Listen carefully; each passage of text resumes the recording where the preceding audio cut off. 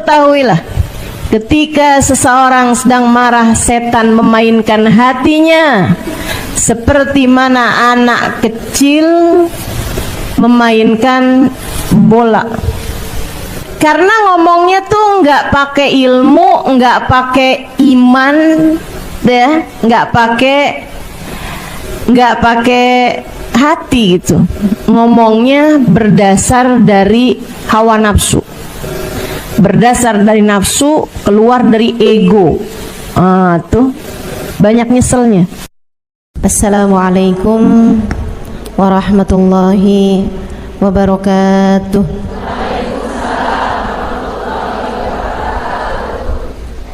Alhamdulillah, wassalatu wassalamu ala rasulillah Muhammad ibn Abdillah wa ala alihi wa sahbihi wa man wala. Subhanaka la ilma lana illa ma 'allamtana innaka antal alimul hakim. Rabbi shrah li sadri wa yassir li amri wahlul 'uqdatan min lisani yafqahu qawli, amma ba'du. Baik, sebelum kita mulai, kita akan baca niat belajar bersama-sama. Mudah-mudahan ilmunya nanti sekali lagi jadi ilmu yang manfaat buat kita sekalian. Bismillahirrahmanirrahim. Nawaitu ta'allum wa ta'lim wan naf'a wal intifa' wal mudzakarah wat tadhkir wal ifadah wal istifadah wal hidza ala tamassuk bi kitabillah wa sunnati rasulillah sallallahu alaihi wa alihi wa sallam wa du'a ila al-huda والدلالة على الخير ابتغاء مرضاته وقربه وثوابه وحسن الخاتمة مع اللطف والعافية وصلاح العاقبة برحمتك يا أرحم الراحمين. إلى حضرة النبي محمد صلى الله عليه وسلم وآله وصحبه وأزواجه وذريته وأهل بيته وسلم وجميع الأنبياء والمرسلين والملائكة أجمعين أن الله يغفر لهم ويرحمهم ويعلي درجاتهم في الجنة وينفعنا ببركاتهم وأسرارهم وأنوارهم وعلومهم ونفعاتهم في الدين والدنيا والآخرة. Al-Fatihah, baca bersama-sama. A'udzu billahi minasyaitonir rajim. Bismillahirrahmanirrahim. Alhamdulillahi rabbil alamin. Arrahmanir rahim. Maliki yaumiddin. Iyyaka na'budu wa iyyaka nasta'in. Ihdinas siratal mustaqim. Siratal ladzina an'amta 'alaihim ghairil maghdubi 'alaihim waladdallin. Amin. Taqabbalallah minna wa minkum, taqabbal ya karim. Kenapa kita banyak salah kalau ngomong? Karena kita kalau ngomong dari nafsu kita, dari keinginan kita. Kita pengen ngomong, kita ngomong, gitu kan? Banyak salahnya nih akhirnya. Mudah-mudahan Allah selalu bimbing kita, insya Allah. Amin. Makanya orang yang paling banyak salahnya itu yang banyak ngomong dari hawa nafsunya. Kalau ngomongnya berdasar dari ilmu, kayak guru lagi ngajar, nah itu lain. Karena ngomongnya berdasar dari ilmu. Kayak orang tua lagi nasehatin anaknya, nah itu banyak benernya. Karena dia ngomong kalau nggak berdasar dari ilmu, kalau nggak berdasar dari pengalaman, iya kan? Tapi kalau udah orang lagi bertengkar, nah itu nggak sempet mikir ilmu tuh. Orang lagi berantem tuh, orang lagi bertikai, nah itu kalau ngomong nggak sempet ngomongnya, nggak sempet mikir ilmu. Makanya banyak salahnya. Cobain, ibu-ibu yang kerjaannya suka marah-marah mulu tuh, cobain sekali kamu marah dan direkam. Ya, saya saranin ini beneran ini terapi pengendalian marah. Para istri yang kalau ngomong sama suami bawaan ngegas mulu, ya, bawaan ngegas aja gitu, kayak nggak ada remnya gitu, blong udah remnya. Coba sekali-kali direkam, kalau perlu bukan hanya suara tapi video, rekaman video. Masya Allah, kamu akan lihat betapa sangat menyeramkannya dirimu. Kenapa gitu? Karena ngomongnya tuh nggak pakai ilmu, nggak pakai iman, deh, nggak pakai hati gitu. Ngomongnya berdasar dari hawa nafsu, berdasar dari nafsu, keluar dari ego.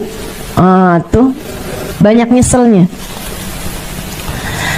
Ada Ibnu Mas'ud lagi marah sama budaknya. Wah, suaranya kenceng banget. Dipanggil sama Nabi, ya Ibnu Mas'ud, nggak denger. Panggil lagi sama Nabi, ya Ibnu Mas'ud, nggak denger juga. Orang kalau lagi marah tuh kayak gitu tuh, liatin, serem. Dia marah lagi sama budaknya ini. Terus Nabi Muhammad teriakin lagi, ya Ibnu Mas'ud. Baru dia dengar, lebih ya Rasulullah. Tinggalkan budaknya, dia pergi kepada Nabi.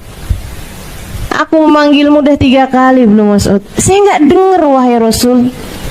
Ibnu Mas'ud, ketahuilah, ketika seseorang sedang marah, setan memainkan hatinya seperti mana anak kecil memainkan bola di tangannya. Kayak gitu tuh setan, mainin hatinya orang yang lagi marah. Masya Allah. Nabi kenapa nggak banyak salahnya atau nggak ada salahnya? Bukan nggak banyak, nggak ada salahnya. Karena Nabi tidak pernah berbicara dari hawa nafsunya. Tidak pernah. Nabi selalu berbicara dari wahyunya Allah Subhanahu wa taala. Dari wahyu dari Allah Subhanahu wa taala. Alladzi la yantiqu anil hawa in huwa illa wahyun yuha. Semua yang disampaikan Nabi adalah wahyu yang diwahyukan oleh Allah Subhanahu wa taala. Jadi Nabi ngomong iya enggak, semuanya dari Allah Subhanahu wa taala. Makanya kata Sahibul Burdah, Nabiyunal amirun nahi fala ahadun abarra fi qawli la minhu wala na'ami. Nabiyunal amirun nahi. Nabi Muhammad adalah nabi yang amir juga, nahi juga. Memerintah juga, ngelarang juga. Nabi adalah orang yang memberi perintah juga, memberi larangan juga. Tapi fala ahadun abar, tidak ada siapapun yang lebih bagus ngomongnya fi qauli la, dalam berucap tidak, wala na'ami, ataupun berucap iya. Beliau adalah seorang yang terbaik dalam berucap tidak, seorang yang terbaik dalam berucap iya. Gitu. Kita kan kadang-kadang yang iya kita enggak-enggakin, yang enggak kita iya-iyain. Nah, tuh.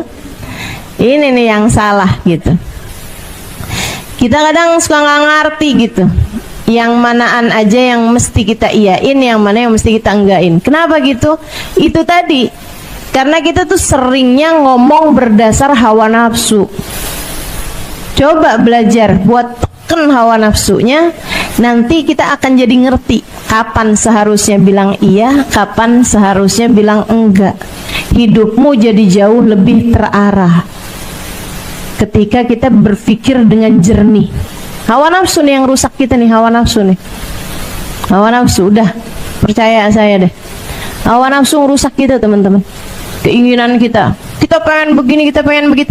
Itu setiap kali.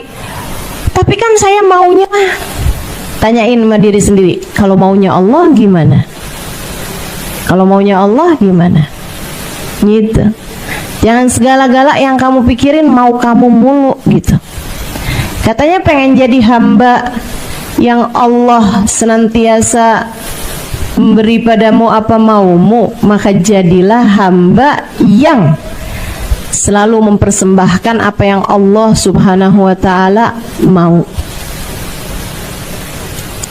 Orang-orang mulia itu gitu tuh. Mereka tuh ngomongnya bagus. Saya tuh dulu pernah mikir gitu kan. Saya kalau ketemu banyak kayak orang-orang yang lurus-lurus, orang-orang yang ahli ibadah gitu di kampung saya gitu, kayak orangnya tuh nyeremin gitu. Maksudnya tuh dalam artian kayak kalau ngomong banyaknya tentang urusan kayak neraka gitu-gitu kan, serem-serem gitu. Jadi saya dulu punya pemikiran bahwa, saya rasa sih pemikiran anak zaman sekarang juga loh, mereka tuh suka ngelihat orang tuh kalau salik, kalau ngerjain apa yang diperintah sama Allah, kayak mendadak jadi menyeramkan gitu, mendadak jadi menakutkan gitu. Kalau ngomong tuh yang dosa, neraka, murka gitu loh.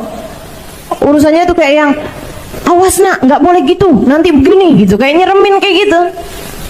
Dulu saya punya pemikiran bahwa orang-orang yang jalanin agama dengan benar itu menjadi orang-orang yang menyeramkan, orang-orang yang galak, orang-orang yang bicaranya tentang akhirat, yang akhiratnya itu urusannya adalah neraka gitu.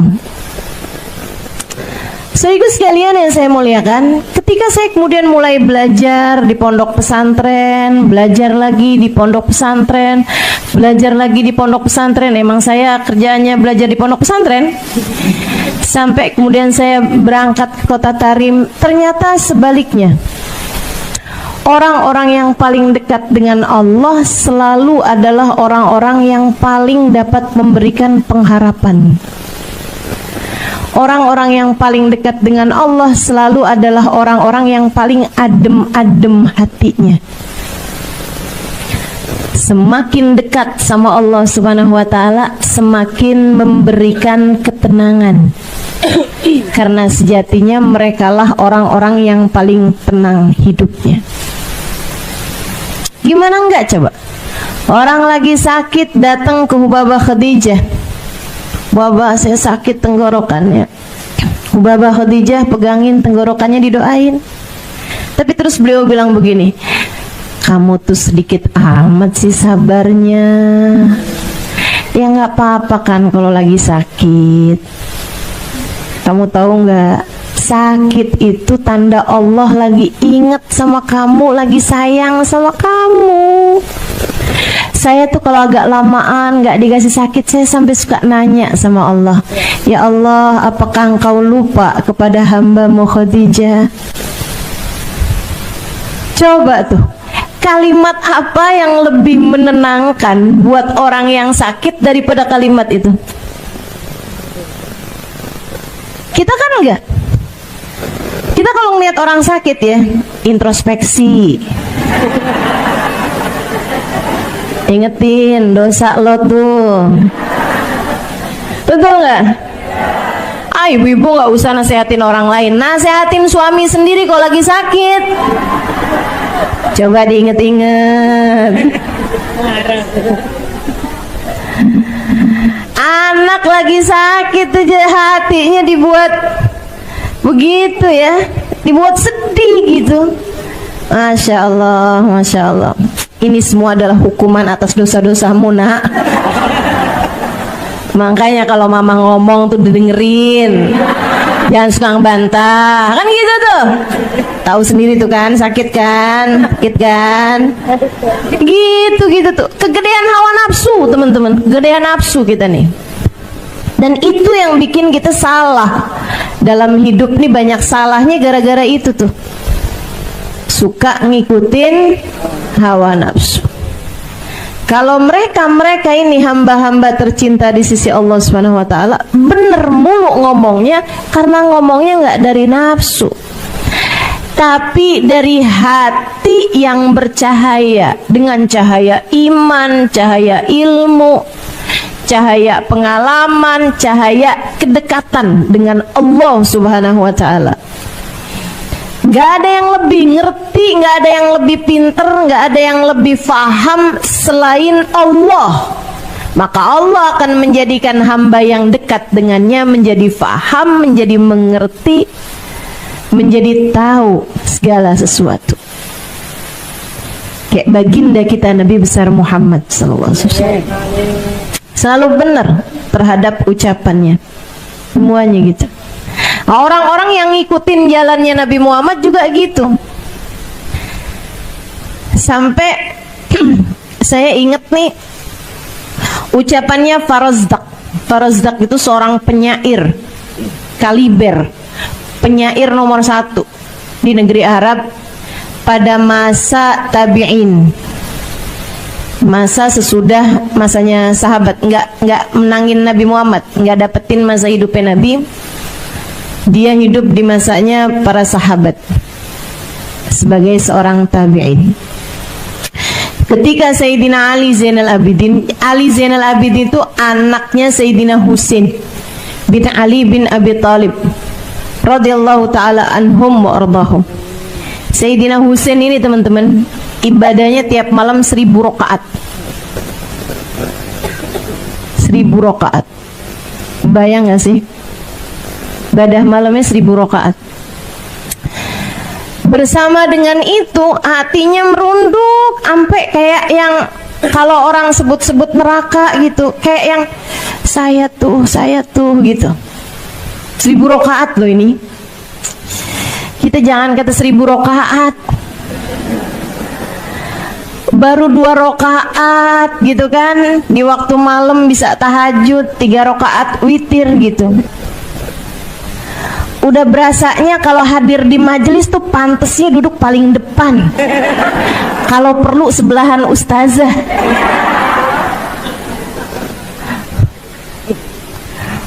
Masya Allah, Masya Allah. Ini ada orang sholatnya tiap malam 1000 rakaat, kalau disebut tentang neraka kayak ngerasa yang paling pantas buat masuk neraka. Hati luar biasa bener kalau bercahaya.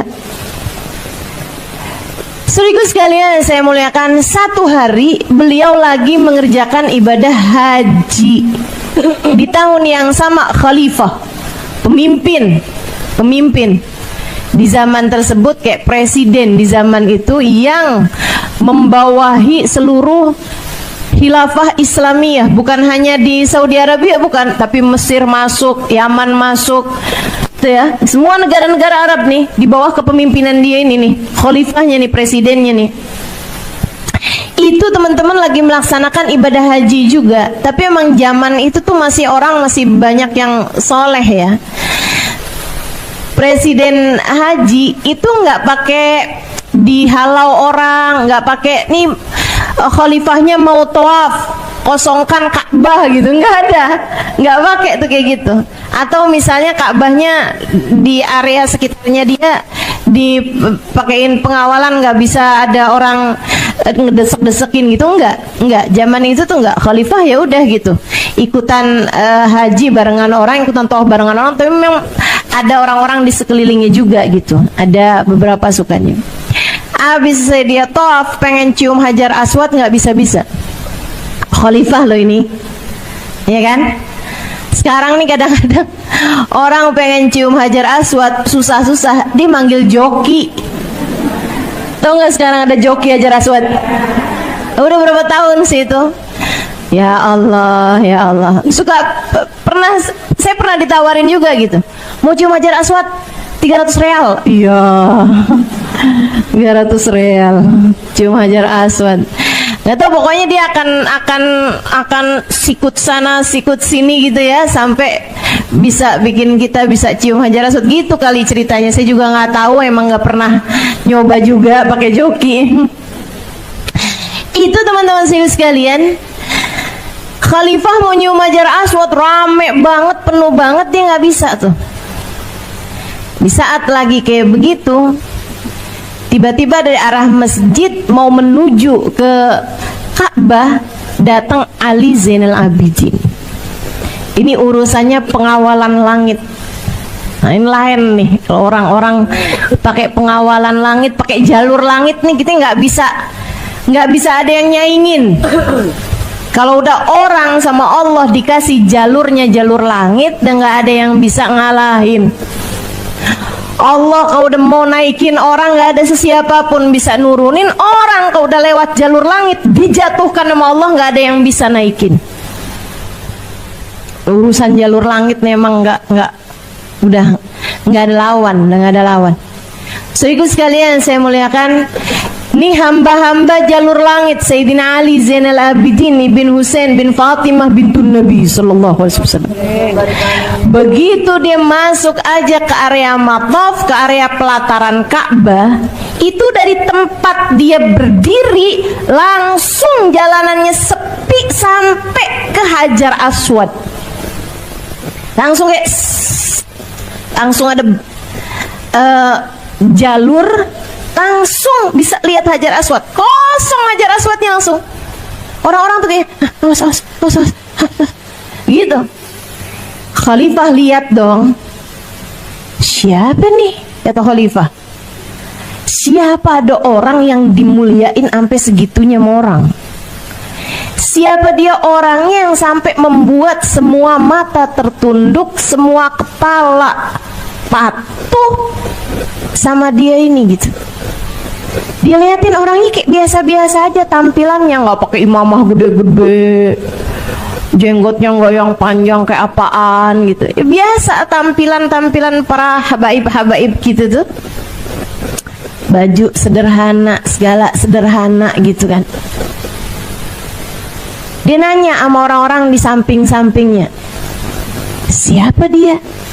Kata Khalifah nih, ternyata orang-orang di sampingnya nih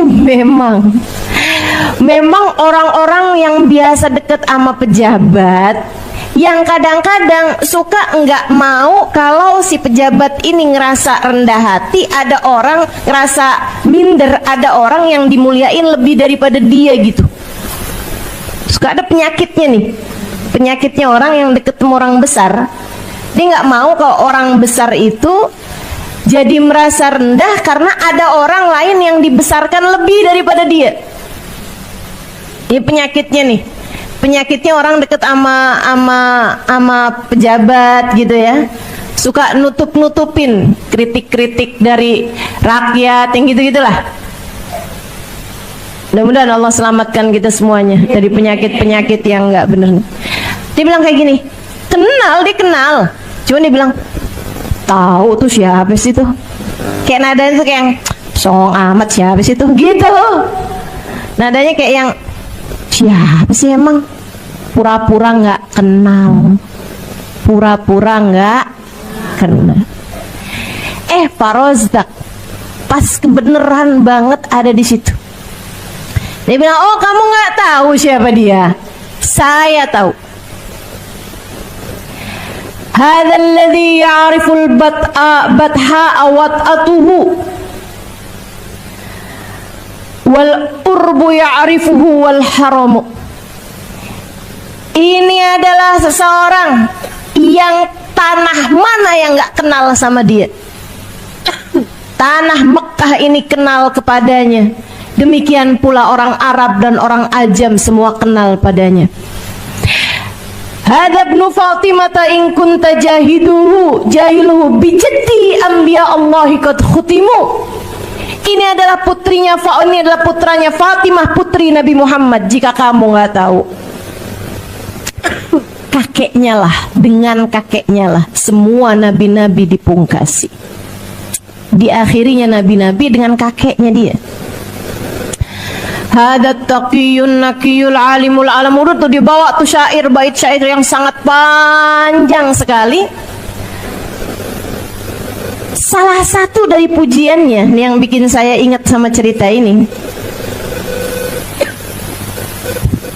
maqala la qattu illa inda tasyahudihi laula tasyahudu kanat la'uhu na'amu. Dia adalah seseorang yang gak pernah berkata tidak kecuali saat syahadatnya. Andai tidak karena syahadat, la-nya akan berubah juga menjadi na'am. Syahadat la ilaha illallah. Ini Sayyidina Ali Zainal Abidin, katanya Farazdaq, adalah seseorang yang tidak pernah berkata tidak. Selalu iya aja. Satu-satunya tidaknya adalah di kalimat la ilaha illallah. Andai tidak karena syahadat, andai tidak karena tasyahud, syahadat, la-nya juga bakal berubah jadi na'am juga. Saya ketika baca ini saya pikir-pikirin, ya Allah, saya nih dalam hidup kebanyakan bilang enggak terhadap keputusan-keputusan Allah dalam hidup. Saya kayaknya kebanyakan bilang enggak, kebanyakan protesnya daripada iyanya. Dikasih sehat panjang banget, jarang-jarang bilang naam, naam, naam. Giliran dikasih sakit dikit langsung bilang kenapa ya? Iya, kamu juga ngelihat suami kayak yang, duh kok suami saya ini ya. Dikasih anak, kenapa ini anak saya begini? Kayak banyak enggaknya gitu, kayak banyak protesnya gitu terhadap apa yang terjadi dalam hidup kita tuh kayak kurang merunduk untuk bilang iya ya Allah, makasih ya Allah, betul ya Allah, ini yang terbaik ya Allah, iya ya Allah. Orang-orang mulia, saudariku sekalian, mereka tahu bagaimana menata rasa hingga mereka faham bagaimana mengolah kata. Mereka adalah orang-orang yang cahaya masuk dalam hati mereka, menerangi langkah kehidupan mereka, sehingga selalu tahu apa yang harus dilakukan dan apa yang harus dikatakan dalam segala keadaan. Kita harus belajar untuk itu. Naikin mutu kehidupan, naikin kualitas hidup dengan belajar untuk lebih benar dalam berbicara, lebih benar dalam menyampaikan segala sesuatu. Insya Allah Nabi Muhammad selalu benar. Kenapa gitu? Karena tidak diikut sertakannya ego, hawa nafsu dalam setiap ucapan-ucapan beliau. Belajar lagi, insya Allah. Yuk sekarang, kalau ngadepin suami, apa yang diomongin, apa yang mau dilakuin, pikirin dulu. Mikirinnya apa Ustazah? Dampaknya untuk akhiratmu. Mikirinnya gitu. Saya kalau ngomong kayak gini, ntar akhirat saya gimana keadaannya nih? Ini saya kalau mau menyampaikan seperti ini, akhirat saya gimana nih keadaannya nih? Ini kalau saya mau berbuat kayak begini, akhirat saya gimana nih keadaannya nih? Ngeliat dompet di saku suami, dibuka, banyak duitnya merah-merah. Mau ngambil, mikirin dulu, nih gimana nih akhirat saya nih? Kalau saya ambil nih gimana nih akhirat saya nih? Mau marah-marah sama suami, mikirin nih akhirat saya gimana nih kondisinya nih kalau saya marah-marah nih. Karena orang kalau udah marah, teman-teman saudaraku sekalian, ikutin hawa nafsu. Itu setan main-mainin hatinya kayak anak kecil mainin bola. Pernah lihat anak kecil mainin bola? Serem. Tendang sana, tendang sini, lempar sana, lempar sini. Kayak gitu tuh persis hatimu kalau lagi marah. Makanya Nabi Muhammad alaihi wasallam diajarin kita buat enggak kebawa sama amarah. La taghdab falakal jannah, kata Nabi. Jangan mudah marah, bagimu surga. Nanti dijanjiin kayak gitu sama Nabi Muhammad alaihi wasallam. Ada seorang pemuda, emang orangnya nggak bisa nahan amarah. Dia datang pada Nabi Muhammad di antara orang-orang lainnya, nggak lagi marah, lagi biasa aja gitu. Dia bilang, ya Rasulullah, ausini, wahai Rasul, kasih saya nasihat. Nabi Muhammad bilang sama dia, la taghdab, jangan marah, jangan gampang marah. Kok kayak nggak enak gitu dinasehatin, cuman gitu doang. Maunya tuh kayak yang lain-lain juga gitu, nasihatin macem-macem. Jadi dia ke arah yang lain, dia nanya lagi, ya Rasulullah, ausini, wahai Rasul, kasih aku nasihat. Nabi Muhammad bilang, la taghdab, jangan marah. Faraddada miraran faqala la taghdab. Dia berulang-ulang kali minta nasihat Nabi Muhammad, dan berulang-ulang kali pula Nabi Muhammad memberi padanya nasihat, jangan mudah marah, jangan marah, jangan marah, teman-teman. Yuk belajar. Ustazah, saya memang orangnya kayak begitu. Enggak gitu. Enggak gitu. Percaya saya, kamu enggak gitu. Saya memang karakter saya tuh, Ustazah, saya memang orangnya mudah marah gitu. Enggak teman-teman. Jangan percaya, itu omongan setan. Membenarkan perilaku burukmu itu kerjaan setan. Emang dia mah kayak gitu orangnya. Bukan orang sih, setan. Dia emang kayak gitu tuh kelakuannya tuh. Bikin kamu jadi menyerah, bikin kamu jadi merasa jahat, bikin kamu jadi merasa nggak enak, dan dia mencari pembenaran atas hal itu. Emang saya mau orangnya kayak gitu, kamu terima ya udah, enggak ya mau gimana lagi, emang saya kayak orangnya kayak gitu. Gitu tuh, itu kelakuan setan. Jangan percaya sama setan. Wa nafas wa syaitan fa'sihima wa in huma mahadakan nusha fattahimi. Kata Sohibul Burdah, setan maha hawa nafsu, jangan percaya, biar kayak kelihatannya nasehatin sekalipun. Kayaknya lagi nasehatin gitu. Ya, enggak. Jangan percaya. Setan maha hawa nafsu, emang kerjaan menyesatkan kita, teman-teman. Kenapa saya bisa bilang kayak begitu? Karena saya aslinya itu gampang banget buat marah. Saya nih gampang banget dibikin marah, gampang banget dulunya, teman-teman, dulunya. Sekarang gimana Ustazah? Saya terus belajar untuk enggak jadi orang yang gampang marah. Berhasil Kak? Ya namanya juga orang belajar, ya kan? Gitu. Tapi alhamdulillah saya kok ditanyain, Ustazah kapan terakhir marah? Kapan ya? Udah lupa tuh. Sehingga sekalian yang saya muliakan, coba tanyakan suamimu, kapan terakhir kamu marah-marah?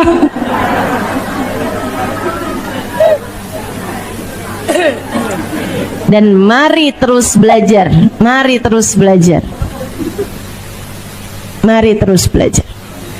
Coba tanyakan anakmu, coba tanyakan saudaramu. Jangan sampai anak tuh bilang kayak gini, itu jangan sampai bikin mama marah. Mama kalau marah serem. Gak banyak tuh anak-anak ngomong gitu tuh. Gak banyak. Yuk belajar terus, yuk belajar terus. Gimana cara belajarnya itu tadi? Jangan biarkan setan itu menguasai hati kita gitu. Caranya kalau marah, mau ngomong apapun, pikirin gitu, dampaknya buat akhirat saya kayak gimana gitu. Tapi kan Ustazah kalau lagi marah kita kadang nggak bisa mikir. Latihan. Sebelum kemarahannya datang, sering pikirin itu. Kalau mau ngerjain apapun, nih akhirat saya gimana nih ya kalau saya ngerjain ini. Kalau saya ngomong kayak gini, akhirat saya kayak gimana ya? Ini jadi penyesalan apa jadi hal yang saya syukuri nih kalau saya ngomong? terus sering pikirin itu gitu. Kita mau pakai baju nih, kalau saya pakai baju kayak gini Allah ridho apa enggak nih ya? Mau ngapain aja tuh kita mikirin nih, kalau saya pergi ke sini Allah ridho apa enggak ya? Terus gitu. Nanti lama-lama marah pun kamu masih bisa mikir gitu. Ngomong kayak begini nanti kayak gimana ya Allah sama saya ya? Gimana akhirat saya? Nanti terlatih teman-teman, terlatih. Semoga begitu. Lama-lama akan terlatih. Diajarin juga sama Nabi. Kata Nabi, fa idza ghadiba ahadukum inna syaitan minan nar wal nar minal inna syaitan innal ghadab minas syaitan wa syaitanu minan nar wal idfun nar lal ma fa idza ghadiba ahadukum falyatawadda. Kata Nabi, setan tuh dari api. Marah itu dari setan. Setan itu dari api.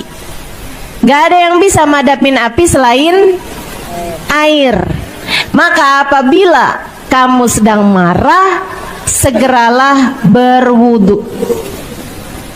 Diajarin sama Nabi.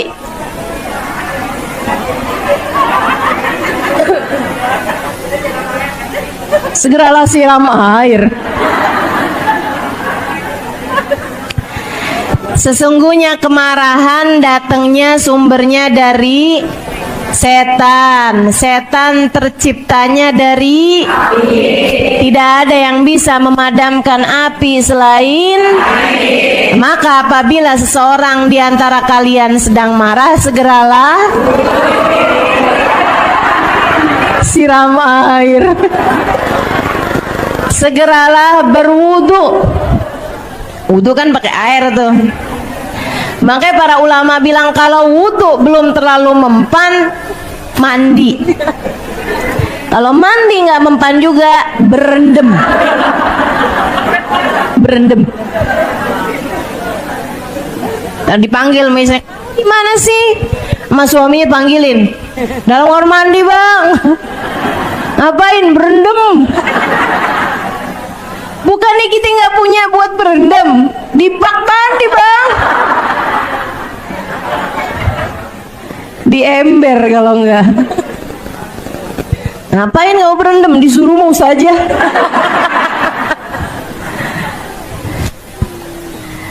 Aduh. Gitu saya sekalian. Terus sama Nabi juga diajarin, kamu kalau lagi marah, lagi berdiri segera duduk. Kalau marahnya lagi duduk, segeralah berbaring. Beneran ini. Pindah ke posisi yang lebih rileks. Orang kalau lagi marah tuh, inget-ingetin. Ini ya, ini salah satu tips and trick dari orang yang udah belajar dalam mengalahkan kemarahannya. Yuk, diamalin. Buat siapapun yang gampang marahan, nih ilmunya. Emang belajar mah kayak gitu. Belajar tuh bukan cuma urusan-urusan sholat, ibadah. Mengalahkan kemarahan itu sesuatu hal yang harus kita pelajari.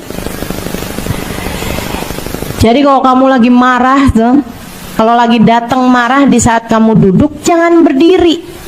Kebanyakan orang seperti itu, karena memang dikuasai hawa nafsu, dikuasai nama setan tuh kayak gitu tuh. Lagi duduk ngelihat HP suami atau kelihatan HP suami, udah transfer sayang, waduh. Biasanya langsung sontak berdiri tuh, apa? Wah.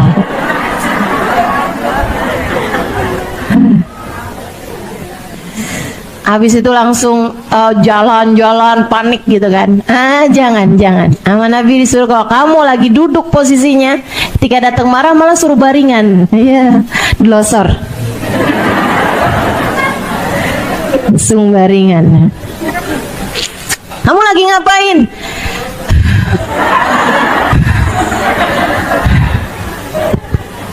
Marah ternyata. Yuk belajar menguasai kemarahan, biar hidup nggak banyak nyeselnya. Amin. Wa annahu alaihi salatu wassalam shadiq fi jami' ma akhbara bihi anillahi ta'ala. Nabi Muhammad selalu benar terhadap apapun yang dia sampaikan dari Allah, yang beliau sampaikan dari Allah, Sebab semua ucapan Nabi Muhammad adalah wahyu dari Allah Subhanahu wa taala, tidak pernah bersumber dari hawa nafsunya. Minas sirat, ketika beliau mengabarkan tentang jembatan sirat, saya udah terangkan ini ya di pertemuan yang lalu. Betapa tipisnya jembatan sirat, lebih tipis daripada rambut, lebih tajam daripada pedang. Tidak ada yang bisa selamat di sana kecuali yang diselamatkan Allah Subhanahu wa taala. Macam-macamnya orang ketika melewati jembatan sirat, ada yang secepat kilat, sekejapan mata, tarfat ain, langsung nyampe itu. Nah, itu kelas-kelasnya Nabi, kelas-kelasnya para wali. Ada yang lewatnya seperti angin yang bertiup. Angin bertiup kan cepet tuh, nyampe deh tuh. Ada yang lewatnya kayak orang yang naik kuda yang cepet. Tapi teman-teman, jembatan sirat itu panjangnya 500 tahun perjalanan. Jadi kayaknya kayak orang naikin kuda yang cepet, kok ibarat sekarang kayak orang naik bus. Itu tuh masih tetap lama tuh, 500 tahun perjalanan. Coba gimana kita hidup aja nggak nyampe 100 tahun, ini kayak 500 tahun perjalanan. Ya lama banget kan kalau dinaikinnya pakai kuda gitu. Mudah-mudahan Allah selamatin kita semuanya, amin. Kemudian kayak orang lari, tapi ya selamat juga gitu, tapi kayak orang lari. Kemudian yang terakhir kayak orang jalan. Ya Allah, ya Allah. Jalan untuk sesuatu yang 500 tahun perjalanan tuh kebayang nggak apaan sampainya. Nah, di antara yang jalan-jalan itu ada yang jatuh. Ada yang jatuh. Siapa yang jatuh? Yang masih punya sisa dosa yang belum diampuni Allah Ta'ala. Ada yang punya sisa dosa, dosanya itu bikin dia merasakan panas di mahsyar. Udah tuh kehapus. Jadi pas lewat jembatan selamat sampai ke ujung. Ada yang punya dosa, dosanya itu bikin dia dipermalukan di hari hisab. Ada. Udah tuh mentok di hisab, malu, Allah gugurkan dosa-dosanya. Ada juga yang dosa-dosanya tuh masih sisa karena banyak gitu kan. Matinya bawa iman, tapi dosanya masih banyak. Sehingga ketika melewati jembatan, dia pun harus transit dulu di bawahnya, di api neraka. Sepanjang masanya dia melebur dosa-dosanya. Asal mati bawa iman, satu saat nanti keluar dari dalam api neraka, kebanyakannya dengan syafaat Nabi besar Muhammad. Asal matinya bawa iman, berarti dia umat Nabi Muhammad. Nah, umat Nabi Muhammad nih biar kayak apa, nantinya bakal keluar juga dengan syafaatnya Nabi besar Muhammad. Kayak gitu. Yang serem tuh, paling serem yang mati nggak bawa iman. Maka itu yang paling ditakutkan sama para ulama-ulama kita, orang-orang soleh kita. Sampai katanya Imamul Haddad dalam munajatnya, qad kafani ilmu rabbi min su'ali wa ikhtiyari fa du'ai wa ibtihali syahidun li biftigari. Allah telah tahu segala sesuatu tentangku, apa perlunya aku mengadu? Jika aku tetap meminta kepadamu ya Allah, adalah agar aku senantiasa terlihat mengemis di pintumu. Dalam munajatnya itu di akhirnya beliau bilang, hajatan fin nafsi ya Rabb faqdiha ya khaira qadi. Hajat saya yang satu ini ya Allah, tolong ijabah, jangan tolak ya Allah. Hajatan fin nafsi ya Rabb faqdiha ya khaira qadi. Ada salah satu muridnya bertanya kepada beliau, ma hajatuka ya imam, apa hajatmu ini wahai imam? Kayak pengen tahu gitu hajatnya orang sekelas Imam Al-Haddad, wali min auliyaillah, buta tapi hafal Quran, hafal ribuan hadis Nabi Muhammad, hafal, beliau nyaris hafal kitab Ihya, teman-teman. Ini gimana ceritanya? Kalau bukan wali min auliyaillah nggak bisa nih. Ini ilmu laduni namanya.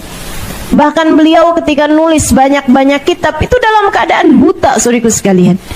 Dan beliau ketika mau menuliskan salah satu hadisnya Nabi besar Muhammad SAW, beliau nggak tahu hadis ini sahih apa enggak, hadis ini benar Nabi Muhammad mengucapkannya atau enggak.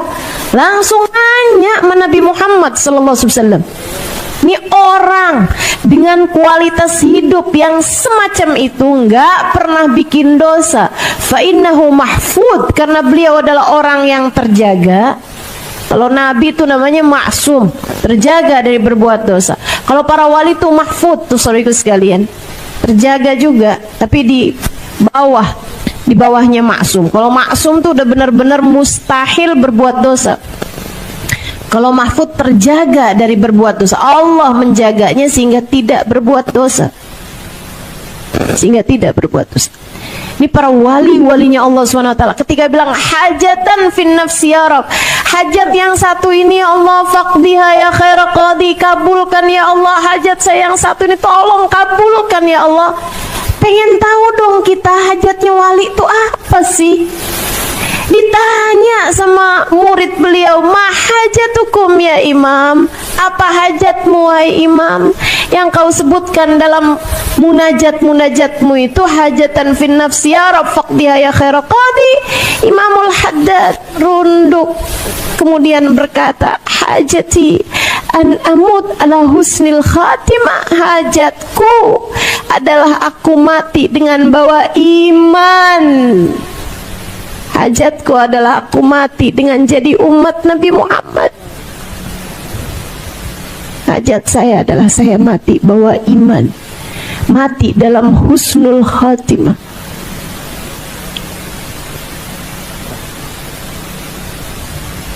Kita kadang-kadang kalau kayak doa, ya Allah iman Islam tetepin dalam hati ya Allah, kayak yang ya iyalah, masa hidup aja beriman, masa sih mati nggak beriman gitu.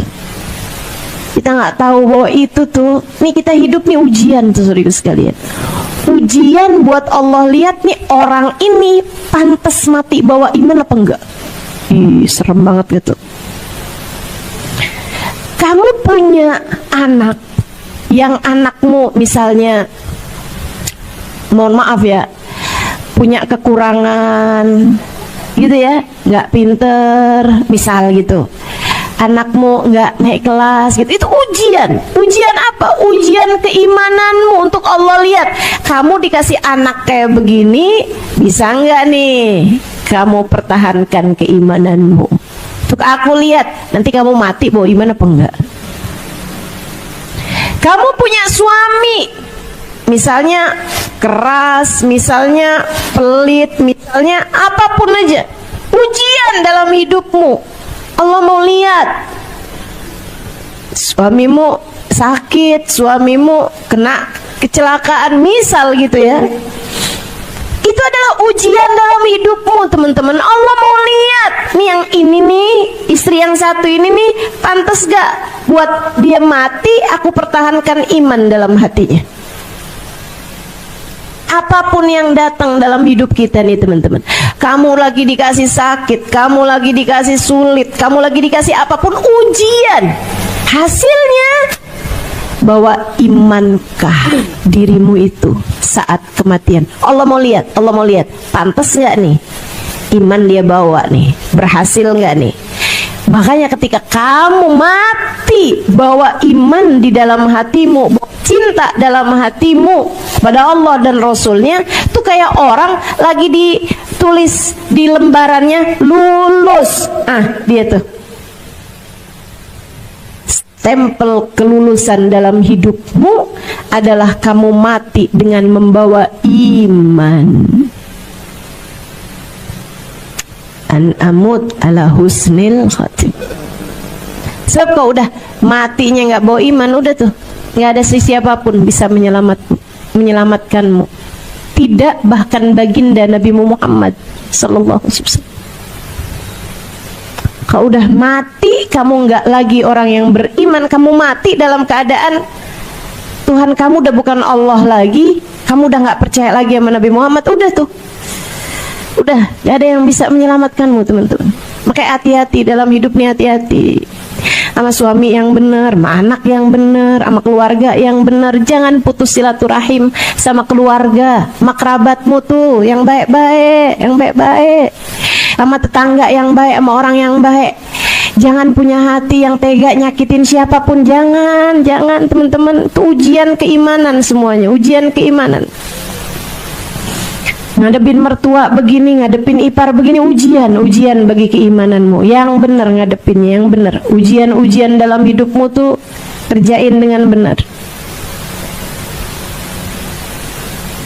Belajar lagi, kita belajar terus untuk bisa menaikkan kualitas hidup kita, insya Allah.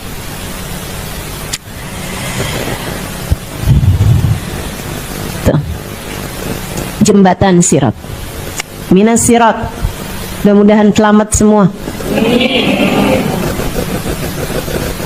Karena kalau nggak selamatnya di dunia nih, apa-apanya masih ada untungnya. Coba tuh, rumah kita kemalingan, kita masih bisa bilang untung aja. Dia ngambil dunia doang, duit doang, kita semuanya sehat, kita semuanya selamat. Ya kan masih ada gitunya. Kecelakaan nih, mobilnya rusak gitu kan, mobilnya ketabrak gitu, tapi orangnya selamat, untung aja, masih ada untungnya. Pokoknya yang namanya dunia nih, seapa-apanya kamu celaka, selalu aja masih ada sisi untungnya. Tapi kalau udah akhirat kamu celaka, nggak ada untung-untungnya lagi, udah nggak ada untung-untungnya lagi. Udah kamu mati nggak bawa iman, udah tuh, udah nggak ada untung-untungnya teman-teman, nggak ada, udah. Kamu sudah tidak lagi menjadi seseorang yang beruntung. Ya Allah, ya Allah. Mudah-mudahan Allah selamatkan semuanya, insya Allah. Kita, anak-anak kita, orang-orang yang kita sayangi, semoga selamat semuanya. Allah tetapkan iman Islam di hati kita semuanya, insya Allah. Amin. Makanya orang di Tahrim tuh kan sering tuh pada minta doa. Orang di Tahrim kalau ketemu tuh pasti yang usik bidoa gitu, usik bidoa. Tolong doain saya ya, doain saya gitu. Di Indonesia juga kan, Ustazah doain saya dong, sering banget gitu. Cuman bedanya kalau di Indonesia kalau saya tanya gitu, doain apa? Doain sehat Ustazah, doain panjang umur gitu. Kalau di Tahrim kalau saya tanya gitu, minta doa apa? Husnul khatimah gitu. Mereka kayaknya lebih ngerti gitu ya apa yang harus diminta. Kita yang diminta cuma sebatas urusan dunia. Kayaknya sudah perlu untuk kita ganti prioritas dalam hidup kita ini. An amut ala husnil khatim. Kelulusan kita dalam berkehidupan, yaitu mati dengan husnul khatim. Biar seapa-apanya masih ada kesempatan kita untuk kembali dinaikkan saat kita terjatuh, saat melewati jembatan sirat, jatuh ke neraka untuk meleburkan dosa-dosa, tapi ada kesempatannya untuk naik kembali di atas jembatan dengan syafaat Nabi Muhammad, semoga, amin. Dapat syafaat orang-orang mulia, semoga, amin. Minas sirat. Wal mizan, juga timbangan. Inna kaffatal mizan ma bainas samai wal ard. Sungguhnya di akhirat nanti itu ada timbangan, kata Nabi Muhammad, dan raca, 2 timbangan, hasanat wa sayiat, dosa sama pahala ditimbang.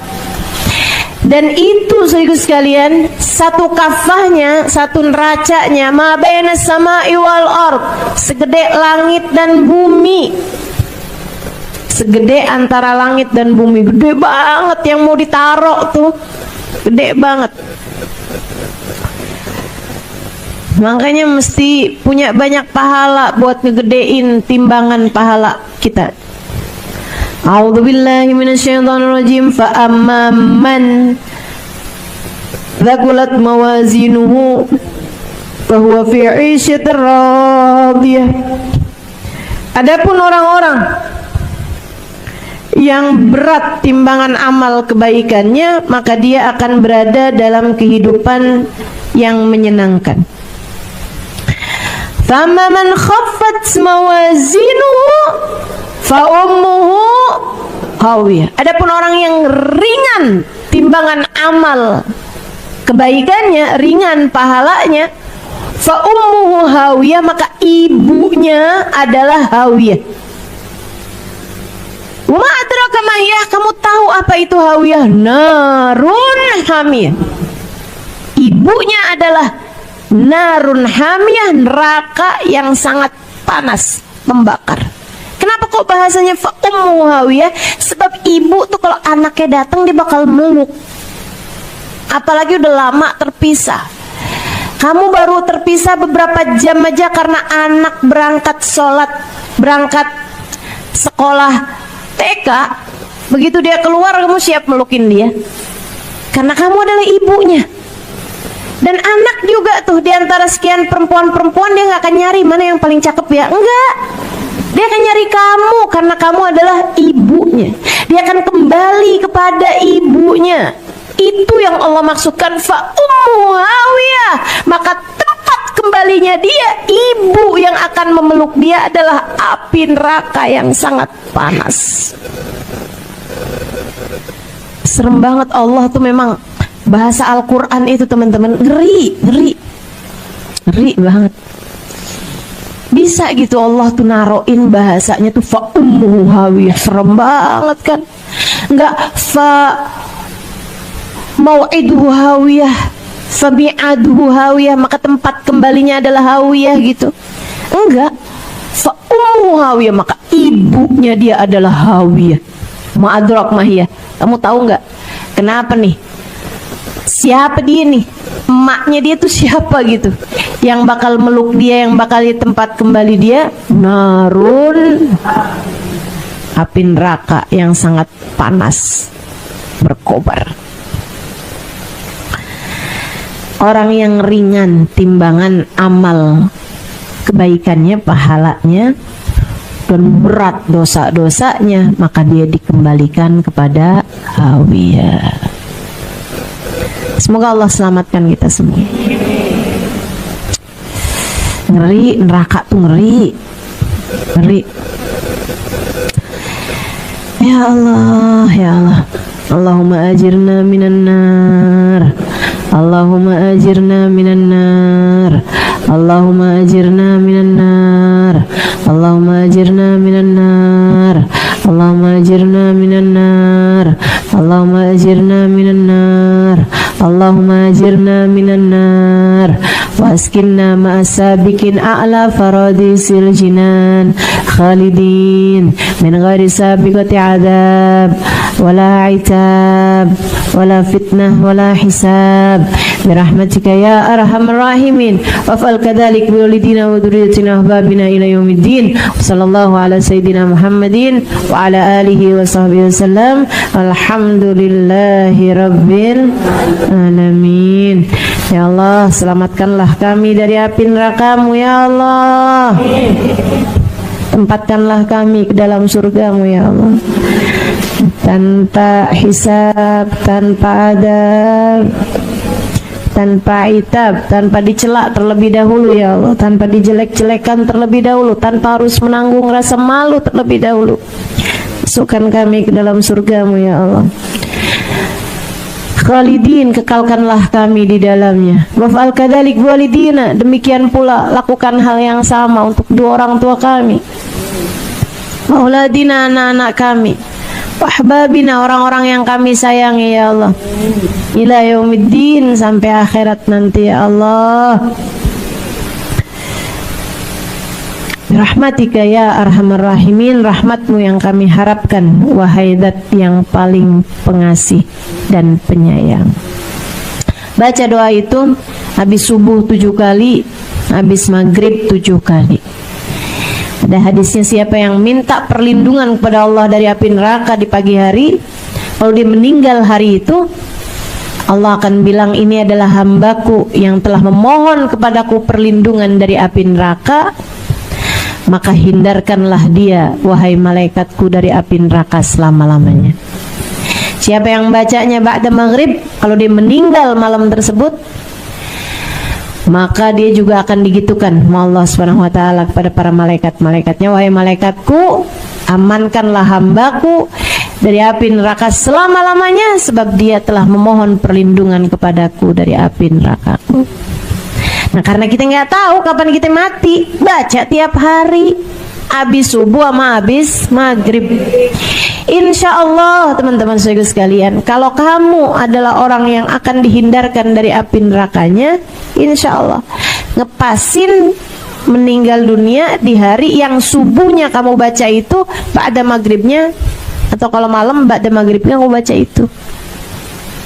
Dan kalau orang itu memang akan Allah Subhanahu wa taala masukkan ke dalam api nerakanya, akan dimasukkan ke dalam api nerakanya, dia bakalan meninggal dunia di hari yang subuhnya dia nggak baca itu, atau di saat malam meninggalnya, maghribnya nggak baca itu gitu.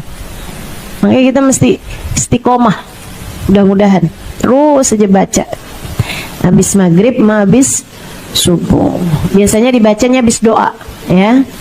Habis kamu doakan, sebelumnya kan baca istighfar, baca ayat kursi, baca subhanallah 33 kali, alhamdulillah 33 kali, Allahu Akbar 33 kali, kan gitu ya. Habis itu kan kamu doa gitu kan. Nah, habis doa tuh istighfar, terus baru itu tuh Allahumma ajirna minan nar, Allahumma ajirna minan nar 7 kali. Baik, minal sirat wal mizan kafatul mizan. Ada orang-orang yang waktu ditimbang seri teman-teman, nggak berat satu dari yang lain. Bacanya seri apa seri?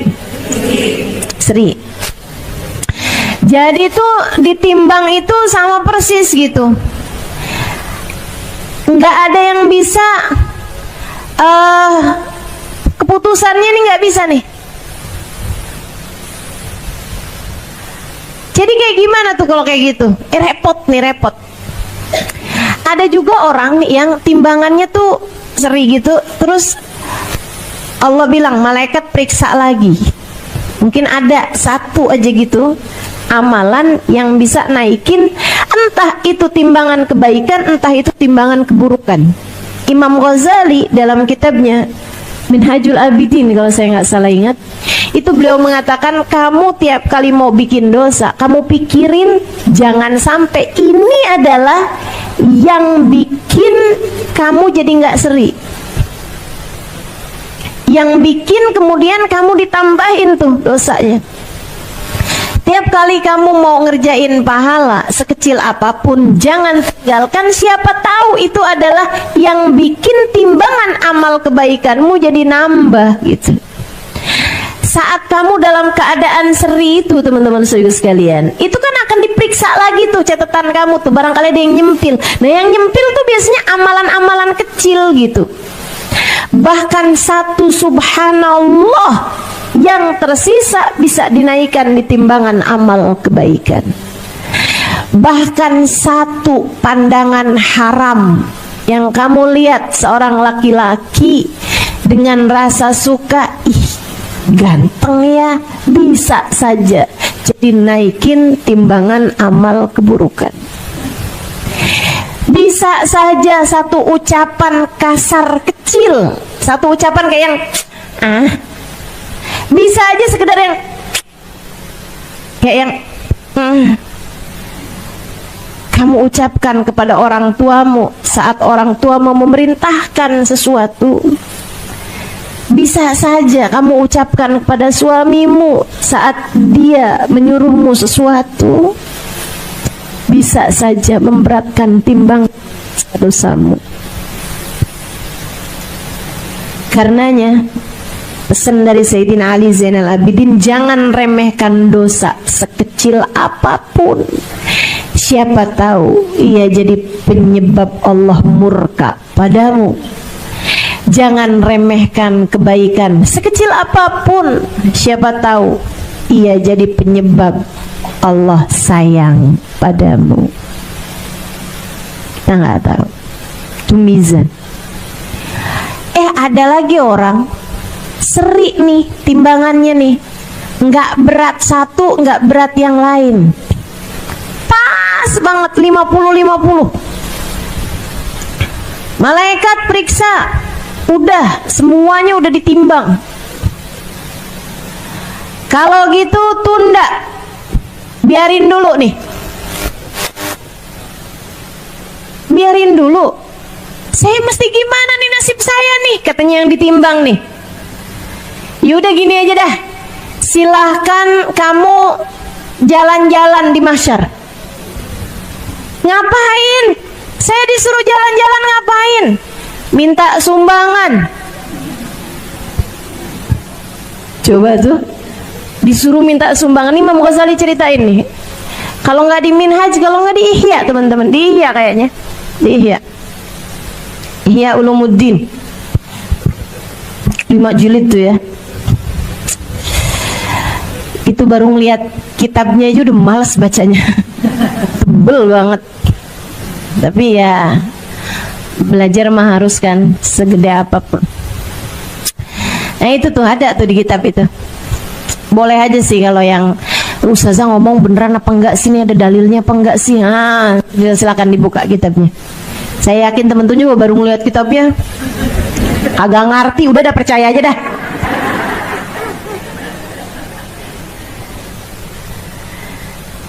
Di bab tentang kiamat ya, kiamah wa hauliha itu ada tuh. Kitab kelima kayak masalah. Nanti Imam Ghazali membahas hal ini teman-teman, tentang mizan. Ada orang timbangannya seri, dia pun kemudian sama Allah disuruh nyari sumbangan, gitu ya. Nah kalau di dunia mah udah nggak usah deh kita deh, jangan pernah minta orang.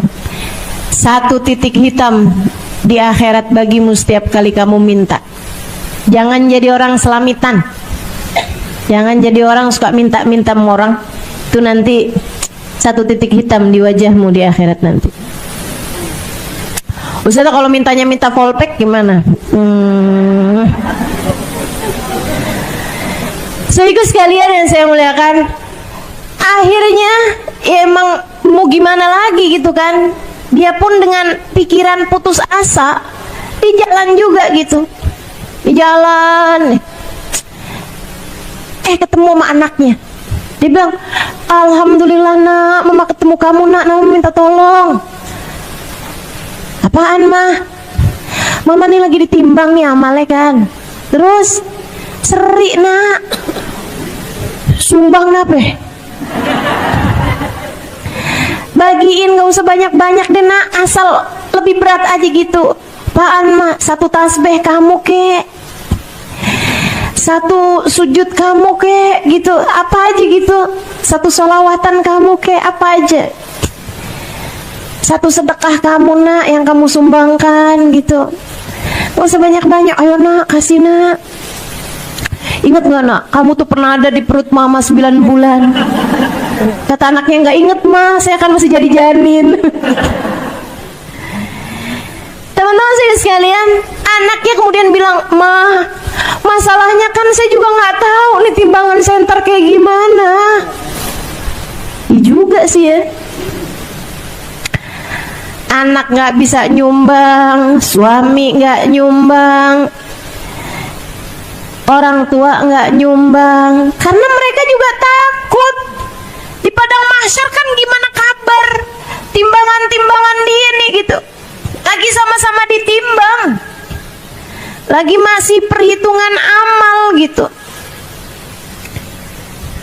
Di saat dia udah bertahun-tahun nyari sumbangan, itu mahsyar tuh urusannya nggak ada yang sebentar. Di saat dia udah bertahun-tahun minta sumbangan nih nggak dapet, saat dia udah mulai putus asa, udah mau gimana lagi, udah dah nasib saya kayaknya nih. Saat orang-orang udah pada masuk surga, kayaknya masih saya ada di timbangan aja nih urusannya. Tahu-tahu ada yang nanya, ngapain? Minta sumbangan. Oh, kenapa soalnya? Soalnya amal ibadah saya seri nih. Oh, kalau gitu punya saya aja dah. Lah, nemu. Ya udah punya saya aja dah. Yuk, kita bawa nih. Malaikat dapat nih. Oh iya. Amalan dia nih. Taruhin.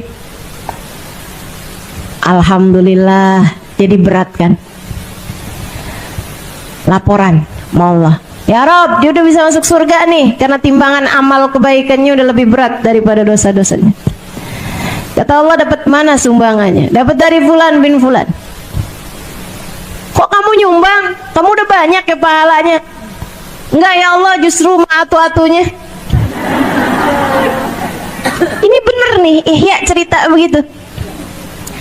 Justru satu-satunya sedekah saya di dunia, satu-satunya kebaikan saya adalah bersedekah di dunia.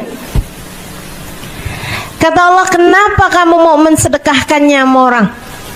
Ya Allah, daripada dua orang hamba mau masuk neraka, mendingan dah salah satu kayak gitu. Saya nggak akan masuk surga dengan satu saja amal ibadah saya dibandingkan dengan segitu banyak dosa-dosa saya. Maka biarkan dia masuk ke dalam surgamu ya Allah, biar ada yang selamat dengan amal ibadah saya ini. Kata Allah, kamu telah dermawan di hari yang tidak ada sesiapapun mau dermawan.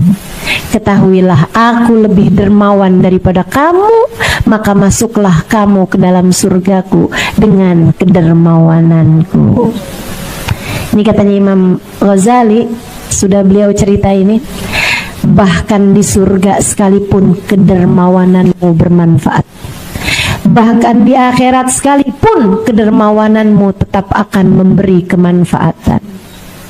Makanya tuh, orang yang dermawan tempatnya dekat dengan surga.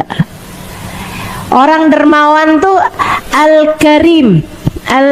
Al-Karim garibun minallah, garibun minal jannah, ba'idun, garibun minallah, garibun minan nas, garibun minal jannah, ba'idun minan nar. Orang yang dermawan dekat sama Allah, dekat sama orang, dekat sama surga, gitu kan?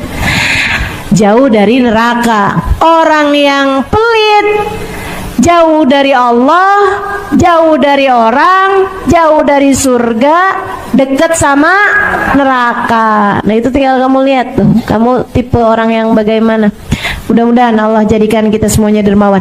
Kamu gak bisa mikir, kalau gitu saya maksiat aja banyak-banyak, satu kebaikan saya ntar saya mau sumbangin biar kita berdua masuk dalam surga. Ya,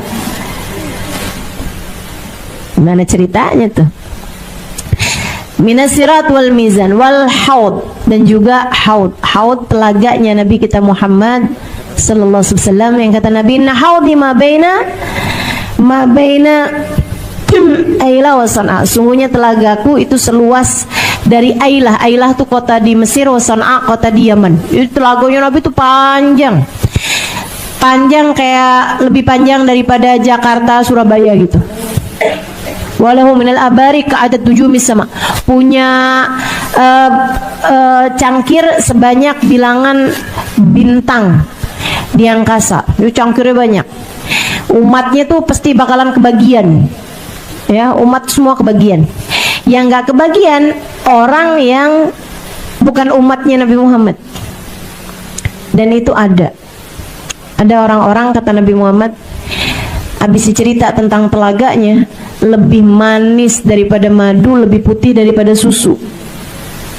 Tampilannya putih, telaganya Nabi itu, orang umat berdatangan semuanya ngambil cangkir kemudian minum, ambil cangkir kemudian minum.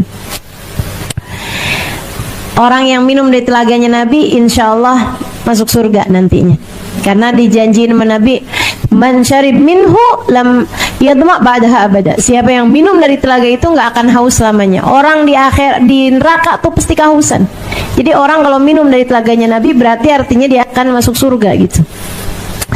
Nah ini teman-teman sekalian, bagian dari syafaatnya Nabi Muhammad. Telaganya Nabi itu bagian dari syafaatnya Nabi kita Muhammad alaihissalam. Tapi ternyata ada orang-orang yang, kata Nabi Muhammad, faltafattu faidan biaqwam.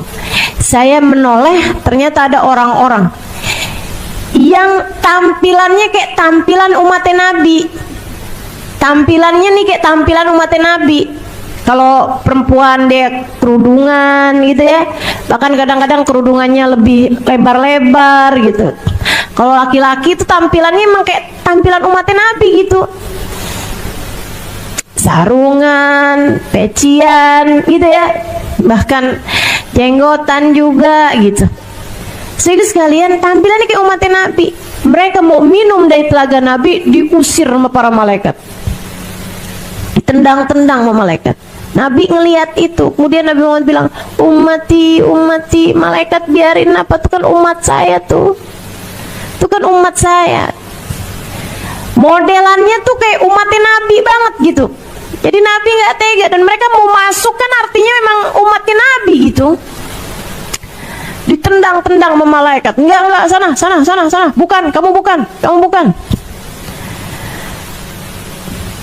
Ummati, kata Nabi Muhammad bilang sama malaikat. Malaikat bilang, suhban lahum ya Muhammad, innaka la tadri ma yafaluna ba'dak. Enggak nih wahai Rasulullah, yang ini bukan umatmu, meskipun kelihatannya kayak iya. Kamu nggak tahu aja apa yang mereka buat sesudahmu itu. Ini serem sih. Siapa nih mereka ini? Sehingga sekalian, para ulama sih banyak bilang mereka ini adalah kelompok orang-orang yang mereka tuh ibadah di dunia kayak ibadahnya umat Nabi Muhammad, tapi hati mereka nggak punya cinta sama Nabi Muhammad. Nggak ada cintanya gitu sama Nabi. Ziarah makam Nabi syirik. Nabi Muhammad dah meninggal, nggak bisa ngapa-ngapain lagi dalam alam kubur. Nabi Muhammad hanya manusia biasa, nggak bisa buat apa-apa gitu. Ini yang kayak beginian ngomongnya di dunia aja udah kayak begitu. Yang dia mau datengin telaganya Nabi, ya gimana coba? Waktu di dunia bilang Nabi Muhammad hanya manusia biasa aja.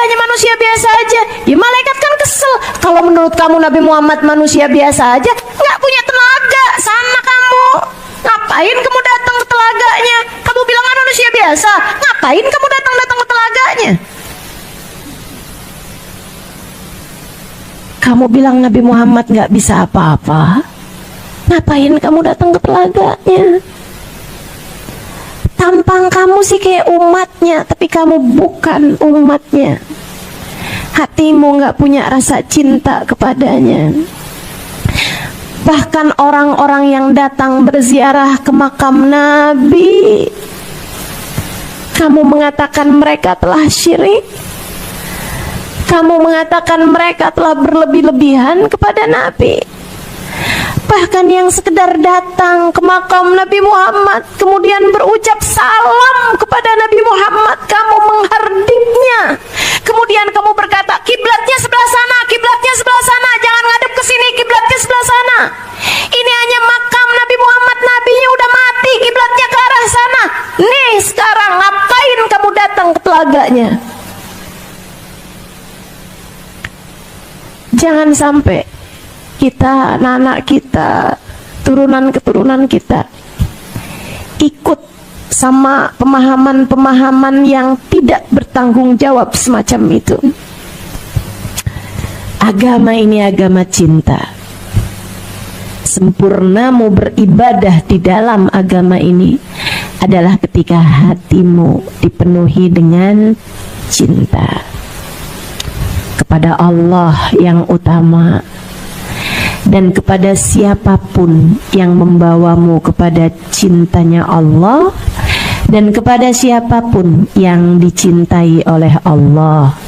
Dan ketahuilah, tak ada yang pernah mencintai dan dicintai Allah lebih daripada kekasihnya baginda kita Nabi besar Muhammad. Maka beribadahlah dengan sepenuh cinta padanya. Sholatlah dengan cinta pada Allah dan kepada Nabi Muhammad. Rasakanlah saat lisanmu berucap inni wajjahtu wajhi lilladzi fataras samawati wal ard. Aku hadapkan diriku yang hina dina kepada Engkau ya Allah, penguasa langit dan bumi. Dan saat lisanmu berucap Assalamu alayka ayyuhan nabi wa rahmatullahi wa barakatuh. Salam untukmu wahai seorang nabi dan rahmat Allah senantiasa tercurahkan kepadamu wahai kekasih kami baginda Nabi besar Muhammad. Assalamualaikum warahmatullahi wabarakatuh.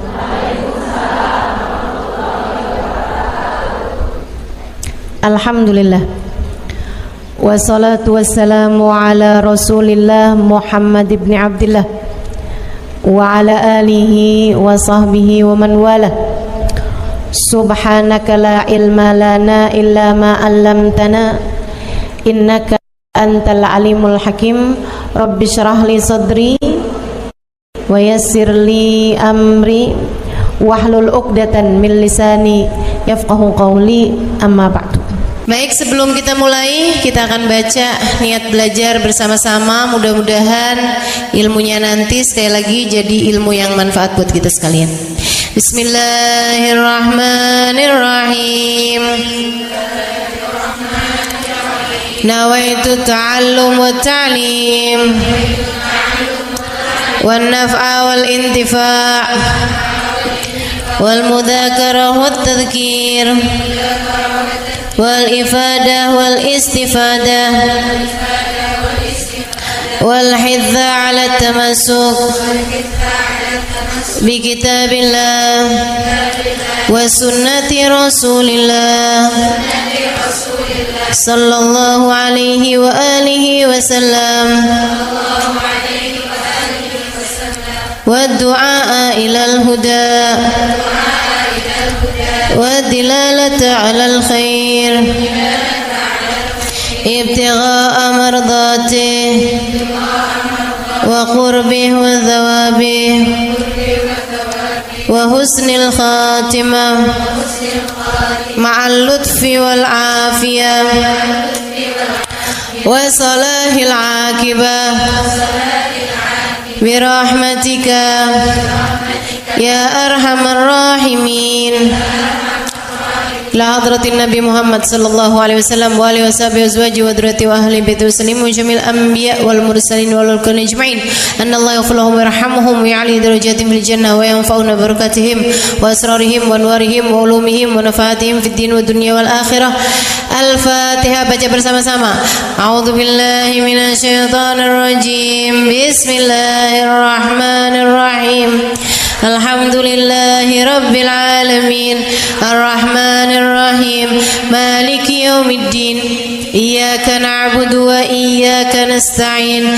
Ihdinas siratal mustaqim. Siratal ladzina an'amta 'alaihim ghairil maghdubi 'alaihim waladdallin. Amin. Taqabbalallah minna wa minkum, taqabbal ya karim. Kenapa kita banyak salah kalau ngomong? Karena kita kalau ngomong dari nafsu kita. dari keinginan kita. Kita pengen ngomong, kita ngomong, gitu kan? Banyak salahnya nih akhirnya. Mudah-mudahan Allah selalu bimbing kita, insya Allah. Amin. Makanya orang yang paling banyak salahnya itu yang banyak ngomong dari hawa nafsunya. Kalau ngomongnya berdasar dari ilmu, kayak guru lagi ngajar, nah itu lain. Karena ngomongnya berdasar dari ilmu. Kayak orang tua lagi nasehatin anaknya, nah itu banyak benernya. Karena dia ngomong kalau nggak berdasar dari ilmu, kalau nggak berdasar dari pengalaman, ya kan? Tapi kalau udah orang lagi bertengkar, nah itu nggak sempet mikir ilmu tuh. Orang lagi berantem tuh, orang lagi bertikai, nah itu kalau ngomong nggak sempet ngomongnya, nggak sempet mikir ilmu. Makanya banyak salahnya. Cobain ibu-ibu yang kerjaannya suka marah-marah mulu tuh, cobain sekali kamu marah dan direkam. Ya, saya saranin ini beneran ini terapi pengendalian marah. Para istri yang kalau ngomong sama suami bawaan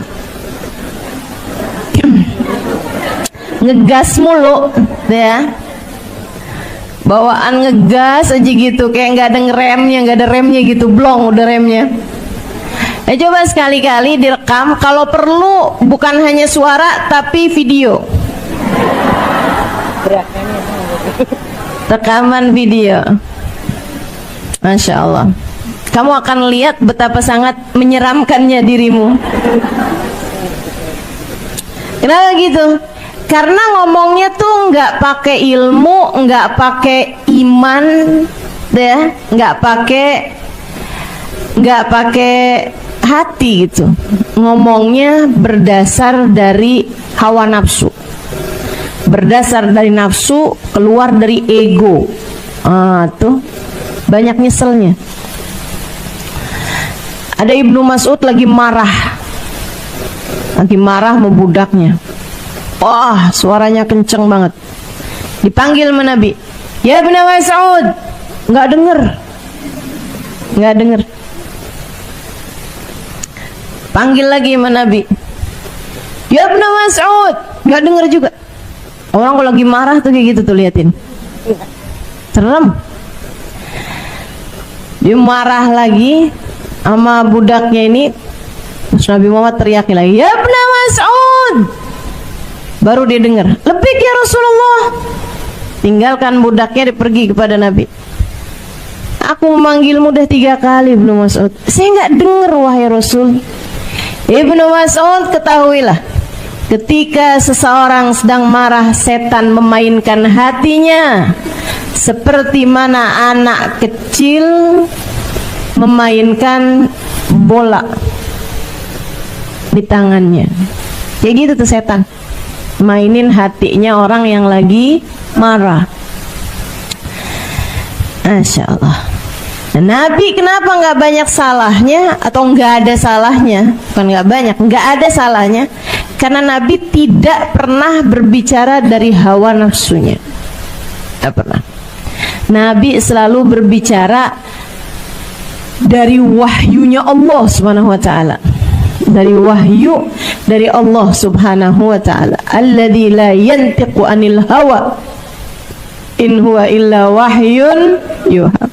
Semua yang disampaikan Nabi adalah wahyu yang diwahyukan oleh Allah Subhanahu wa ta'ala. Jadi Nabi ngomong iya, enggak, semuanya dari Allah Subhanahu wa ta'ala. Makanya kata Sahibul Burdah, Nabiyunal amirun nahi fala ahadun abarra fi qawli la minhu wala na'ami.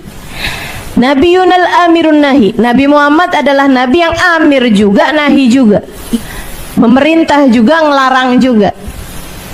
Nabi adalah orang yang memberi perintah juga, memberi larangan juga. Tapi fala ahadun abar, tidak ada siapapun yang lebih bagus ngomongnya fi qauli la, dalam berucap tidak, wala na'ami, ataupun berucap iya.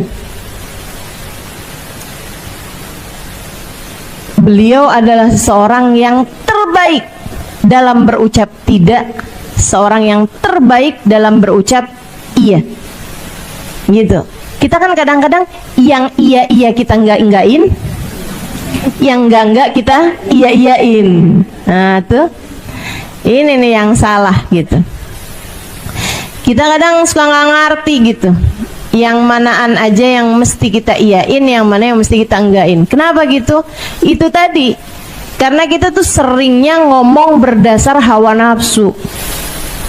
Coba belajar buat tekan hawa nafsunya, nanti kita akan jadi ngerti kapan seharusnya bilang iya, kapan seharusnya bilang enggak. Hidupmu jadi jauh lebih terarah ketika kita berpikir dengan jernih. Hawa nafsu nih yang rusak kita nih, hawa nafsu nih. Hawa nafsu, udah percaya saya deh. Hawa nafsu rusak kita, teman-teman. Keinginan kita pengen begini, kita pengen begitu. Nah, itu setiap kali. Tapi kan saya maunya, tanyain sama diri sendiri, kalau maunya Allah gimana? Kalau maunya Allah gimana? Gitu. Jangan segala-gala yang kamu pikirin mau kamu mulu gitu.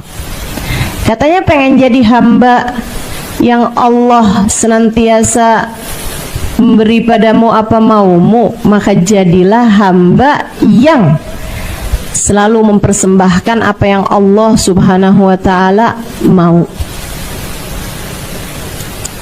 Orang-orang mulia itu gitu tuh. Mereka tuh ngomongnya bagus. Saya tuh dulu pernah mikir gitu kan. Saya kalau ketemu banyak kayak orang-orang yang lurus-lurus, orang-orang yang ahli ibadah gitu di kampung saya gitu, kayak orangnya tuh nyeremin gitu. Maksudnya tuh dalam artian kayak kalau ngomong banyaknya tentang urusan kayak neraka gitu-gitu kan, serem-serem gitu. Jadi saya dulu punya pemikiran bahwa, saya rasa sih pemikiran anak zaman sekarang juga loh. Mereka tuh suka ngelihat orang tuh kalau salik, kalau ngerjain apa yang diperintah sama Allah, kayak mendadak jadi menyeramkan gitu, mendadak jadi menakutkan gitu. Kalau ngomong tuh yang dosa, neraka, murka gitu loh. Urusannya tuh kayak yang awas nak, nggak boleh gitu, nanti begini gitu, kayak nyeremin kayak gitu. Dulu saya punya pemikiran bahwa orang-orang yang jalanin agama dengan benar itu menjadi orang-orang yang menyeramkan, orang-orang yang galak, orang-orang yang bicaranya tentang akhirat, yang akhiratnya itu urusannya adalah neraka gitu. Saudaraku sekalian yang saya muliakan, ketika saya kemudian mulai belajar di pondok pesantren, belajar lagi di pondok pesantren, belajar lagi di pondok pesantren, emang saya kerjaannya belajar di pondok pesantren, sampai kemudian saya berangkat ke kota Tarim. Ternyata sebaliknya, orang-orang yang paling dekat dengan Allah selalu adalah orang-orang yang paling dapat memberikan pengharapan. Orang-orang yang paling dekat dengan Allah selalu adalah orang-orang yang paling adem-adem hatinya. Semakin dekat sama Allah Subhanahu wa ta'ala, semakin memberikan ketenangan. Karena sejatinya merekalah orang-orang yang paling tenang hidupnya. Gimana enggak coba? Orang lagi sakit datang ke Hubabah Khadijah. Baba, saya sakit tenggorokannya. Hubabah Khadijah pegangin tenggorokannya, didoain. Tapi terus beliau bilang begini, kamu tuh sedikit amat sih sabarnya. Ya nggak apa-apa kan kalau lagi sakit. Kamu tahu nggak, sakit itu tanda Allah lagi inget sama kamu, lagi sayang sama kamu. Saya tuh kalau agak lamaan nggak dikasih sakit, saya sampai suka nanya sama Allah, ya Allah, apakah engkau lupa kepada hamba-Mu Khadijah? Coba tuh, kalimat apa yang lebih menenangkan buat orang yang sakit daripada kalimat itu? Kita kan enggak. Kita kalau ngeliat orang sakit ya, introspeksi. Ingetin dosa lo tuh.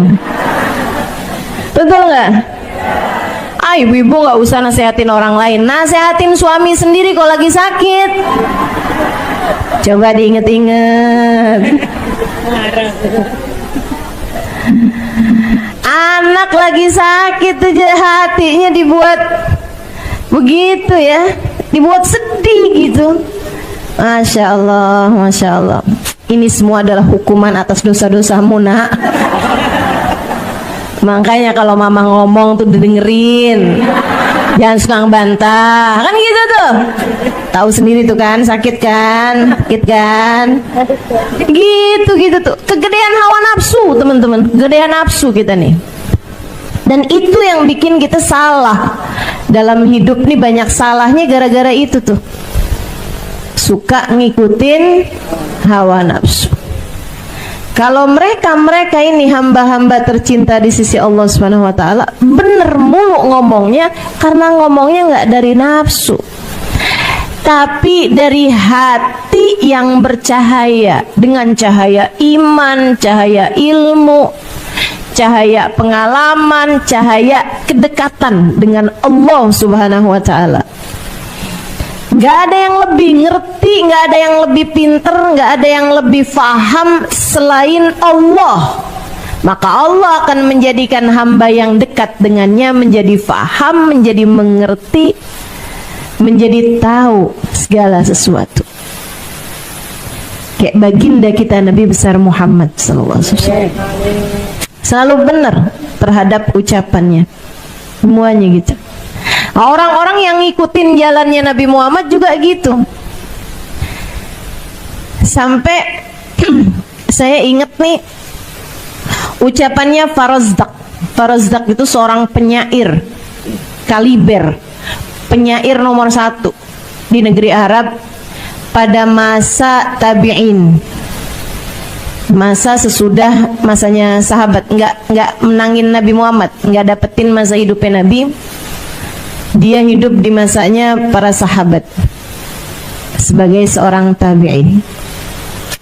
Ketika Sayyidina Ali Zainal Abidin itu anaknya Sayyidina Husain bin Ali bin Abi Thalib radhiyallahu taala anhum wa ardahum.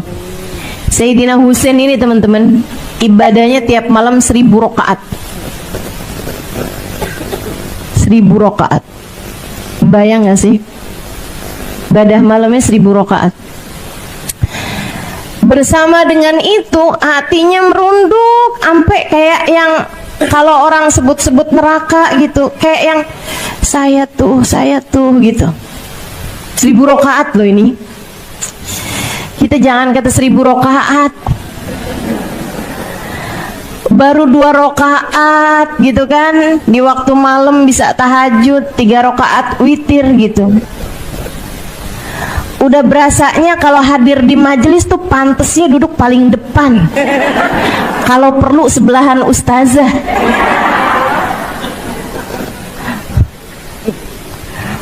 Masya Allah, Masya Allah. Ini ada orang sholatnya tiap malam 1000 rakaat, kalau disebut tentang neraka kayak ngerasa yang paling pantas buat masuk neraka. Hati luar biasa bener kalau bercahaya. Saudaraku sekalian saya muliakan, satu hari beliau lagi mengerjakan ibadah haji di tahun yang sama. Khalifah, pemimpin di zaman tersebut, kayak presiden di zaman itu yang membawahi seluruh khilafah Islamiyah, bukan hanya di Saudi Arabia, bukan, tapi Mesir masuk, Yaman masuk, ya, semua negara-negara Arab nih di bawah kepemimpinan dia ini nih, khalifahnya nih, presidennya nih. Itu teman-teman lagi melaksanakan ibadah haji juga, tapi emang zaman itu tuh masih banyak yang soleh ya. Presiden haji itu nggak pakai dihalau orang, nggak pakai nih khalifahnya mau tawaf kosongkan Ka'bah gitu, nggak pakai tuh kayak gitu. Atau misalnya Ka'bahnya di area sekitarnya dia dipakein pengawalan, nggak bisa ada orang ngedesek-desekin gitu, enggak. Zaman itu tuh enggak, khalifah ya udah gitu, ikutan haji barengan orang, ikutan tawaf barengan orang, tapi memang ada orang-orang di sekelilingnya juga gitu, ada beberapa sukanya. Abis dia tawaf pengen cium Hajar Aswad nggak bisa-bisa, khalifah loh ini, ya kan? Sekarang nih kadang-kadang orang pengen cium Hajar Aswad susah-susah, dia manggil joki. Tahu nggak sekarang ada joki Hajar Aswad? Udah berapa tahun sih itu? Ya Allah, ya Allah. Saya pernah ditawarin juga gitu. Mau cium Hajar Aswad 300 real. Iya. 300 real. Cium Hajar Aswad. Gak tau, pokoknya dia akan sikut sana sikut sini gitu ya, sampai bisa bikin kita bisa cium Hajar Aswad gitu kali ceritanya. Saya juga nggak tahu, emang nggak pernah nyoba juga pakai joki. Itu teman-teman sekalian, khalifah mau nyium Hajar Aswad rame banget, penuh banget, dia nggak bisa tuh. Di saat lagi kayak begitu, tiba-tiba dari arah masjid mau menuju ke Ka'bah datang Ali Zainal Abidin. Ini urusannya pengawalan langit. Nah, ini lain nih, kalau orang-orang pakai pengawalan langit, pakai jalur langit nih, kita nggak bisa ada yang nyaingin. Kalau udah orang sama Allah dikasih jalurnya jalur langit, dan nggak ada yang bisa ngalahin. Allah kalau udah mau naikin orang, nggak ada sesiapa pun bisa nurunin orang. Kalau udah lewat jalur langit, dijatuhkan sama Allah, nggak ada yang bisa naikin. Urusan jalur langit memang udah nggak ada lawan, Saudaraku sekalian saya muliakan, ini hamba-hamba jalur langit Sayyidina Ali Zainal Abidin bin Husain bin Fatimah bintun Nabi sallallahu alaihi wasallam. Begitu dia masuk aja ke area Mataf, ke area pelataran Ka'bah, itu dari tempat dia berdiri langsung jalanannya sepi sampai ke Hajar Aswad. Langsung ada jalur, langsung bisa lihat Hajar Aswad, kosong Hajar Aswadnya langsung. Orang-orang tuh kayak awas gitu. Khalifah lihat dong, siapa nih, kata Khalifah, siapa ada orang yang dimuliain sampai segitunya sama orang? Siapa dia orangnya yang sampai membuat semua mata tertunduk, semua kepala patuh sama dia ini gitu. Dia liatin orangnya kayak biasa-biasa aja tampilannya, nggak pakai imamah gede-gede, jenggotnya nggak yang panjang kayak apaan gitu. Ya, biasa tampilan para habaib gitu tuh. Baju sederhana, segala sederhana gitu kan. Dia nanya sama orang-orang di samping-sampingnya, siapa dia? Kata Khalifah nih, ternyata orang-orang di sampingnya nih memang orang-orang yang biasa deket sama pejabat, yang kadang-kadang suka nggak mau kalau si pejabat ini ngerasa rendah hati, ada orang ngerasa minder, ada orang yang dimuliain lebih daripada dia gitu. Suka ada penyakitnya nih, penyakitnya orang yang deket sama orang besar. Dia nggak mau kalau orang besar itu jadi merasa rendah karena ada orang lain yang dibesarkan lebih daripada dia. Ini penyakitnya nih, penyakitnya orang deket sama pejabat gitu ya, suka nutupin kritik-kritik dari rakyat yang gitu-gitulah. Mudah-mudahan Allah selamatkan kita semuanya dari penyakit-penyakit yang nggak bener. Dia bilang kayak gini, dia kenal, cuma dia bilang, tahu tuh siapa sih tuh? Kayak nadanya tuh kayak yang songong amat, siapa sih tuh? Gitu. Nadanya kayak yang siapa sih emang? Pura-pura nggak kenal. Pura-pura nggak kenal. Pak Rozdak pas kebenaran banget ada di situ. Dia bilang, oh kamu nggak tahu siapa dia? Saya tahu. Hadzal ladzi ya'riful batha'a wat'atuhu wal urbu ya'rifuhu wal haramu. Ini adalah seseorang yang tanah mana yang gak kenal sama dia. Tanah Mekah ini kenal kepadanya. Demikian pula orang Arab dan orang Ajam semua kenal padanya. Hada ibnu Fatimata in kunta jahiluhu bijaddi anbiya Allahi qad khutimu. Ini adalah putranya Fatimah, putri Nabi Muhammad. Jika kamu nggak tahu, kakeknya lah, dengan kakeknya lah semua nabi-nabi dipungkasi. Diakhirinya nabi-nabi dengan kakeknya dia. Hadat taqiyun nakiyul alimul alam. Tuh dibawa tuh syair, bait syair yang sangat panjang sekali. Salah satu dari pujiannya yang bikin saya ingat sama cerita ini. Maqala la qattu illa inda tashahudihi laula tashahudu kanat la'uhu na'amu. Dia adalah seseorang yang gak pernah berkata tidak kecuali saat syahadatnya. Andai tidak karena syahadat, la-nya akan berubah juga menjadi na'am. Syahadat la ilaha illallah. Ini Sayyidina Ali Zainal Abidin, katanya Farazdaq, adalah seseorang yang tidak pernah berkata tidak. Selalu iya aja. Satu-satunya tidaknya adalah di kalimat la ilaha illallah. Andai tidak karena syahadat, andai tidak karena tasyahud, syahadat, la-nya juga bakal berubah jadi na'am juga. Saya ketika baca ini saya pikir-pikirin, ya Allah, saya nih dalam hidup kebanyakan bilang enggak terhadap keputusan-keputusan Allah dalam hidup saya. Kayaknya kebanyakan bilang enggak, kebanyakan protesnya daripada iyanya.